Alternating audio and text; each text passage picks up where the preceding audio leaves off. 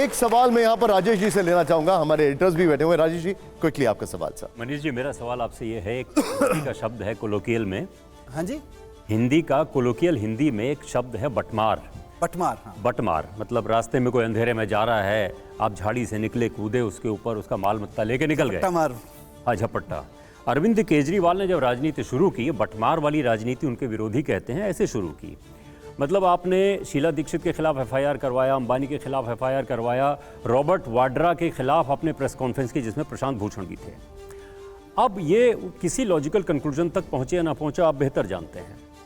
इसी तरह की राजनीति अब आपके साथ हो रही है, बटमार पॉलिटिक्स, तो आपको क्यों इतना रंज है? नहीं, बटमार पॉलिटिक्स पे हमें कोई रंज नहीं है।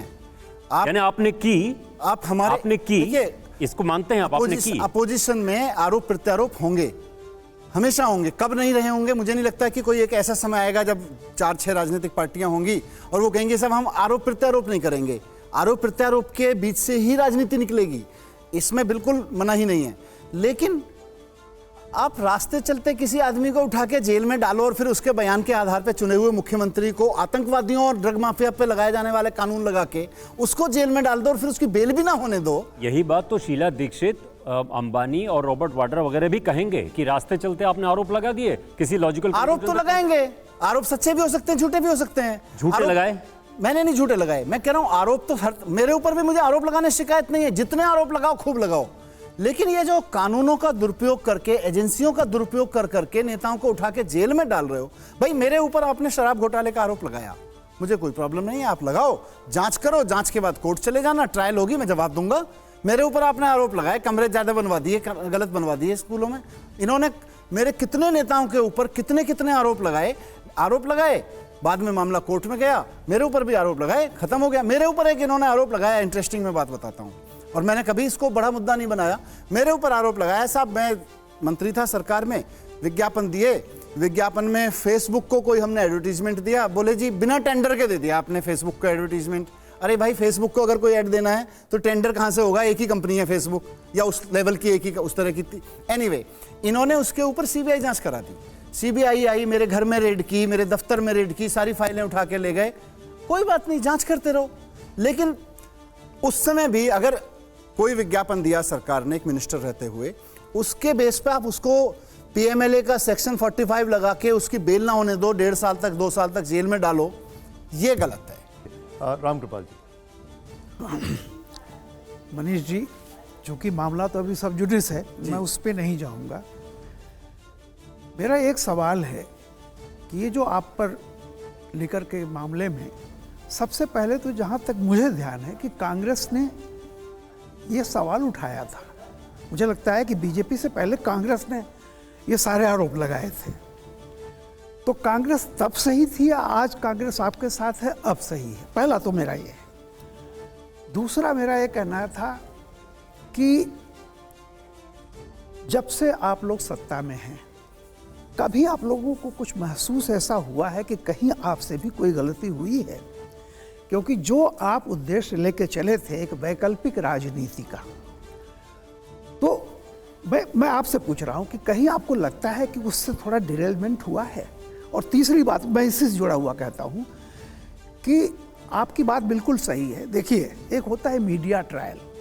मैं आपको उदाहरण दूं, अब्दुल रहमान अंतुले को मुख्यमंत्री पद छोड़ना पड़ा था, अलग जेल नहीं गए थे, लेकिन एक आरोप लगा था इंदिरा गांधी प्रतिभा प्रतिष्ठान का उस दौर में 80s में, और उनको पद से हटना पड़ा। बाद में वो छूट गए, कोई कुछ नहीं, शायद मीडिया में सिंगल कॉलम खबर छपी हो, लेकिन फिर वो दोबारा मुख्यमंत्री नहीं बन पाए। मदन लाल खुराना का दूसरा उदाहरण है, मुख्यमंत्री थे, पद छोड़ना पड़ा, फिर नहीं बन पाए।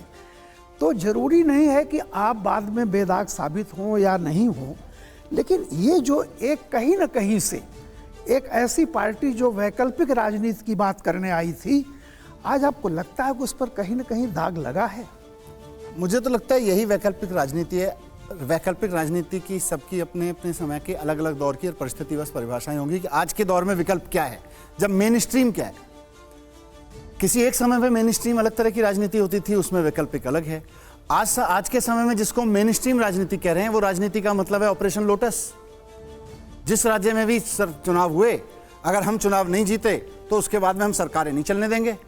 उसके बाद हम लोगों के काम नहीं होने देंगे, उसके बाद हम लोगों को फंसा के जेल में डालेंगे और सरकारें गिराएंगे, अगर या तो विधायकों को तोड़ के अपने यहाँ लाएंगे, नहीं तो सरकारें नहीं चलने देंगे। तो जब मेन स्ट्रीम राजनीति ये हो तो उसी का विकल्प चाहिए, और मुझे लगता है उसका विकल्प है कि फिर इस मेन स्ट्रीम के खिलाफ खड़े होना पड़ेगा।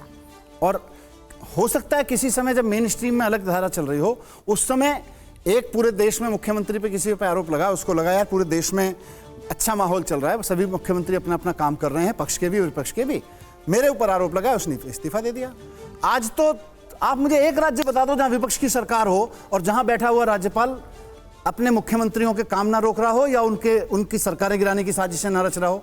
वैसे में यही विकल्प है कि इसको रोको, नहीं तो ये खत्म हो जाएगा लोकतंत्र। बस एक लाइन का और सवाल है, इसी में मैं पूछ रहा हूँ, जैसे कार्यकर्ता आपके साथ इंटैक्ट हैं, क्या आपको लगता है कि अगले इलेक्शन में जनता भी उसी तरह से आपका समर्थन करेगी जैसे कार्यकर्ता हैं?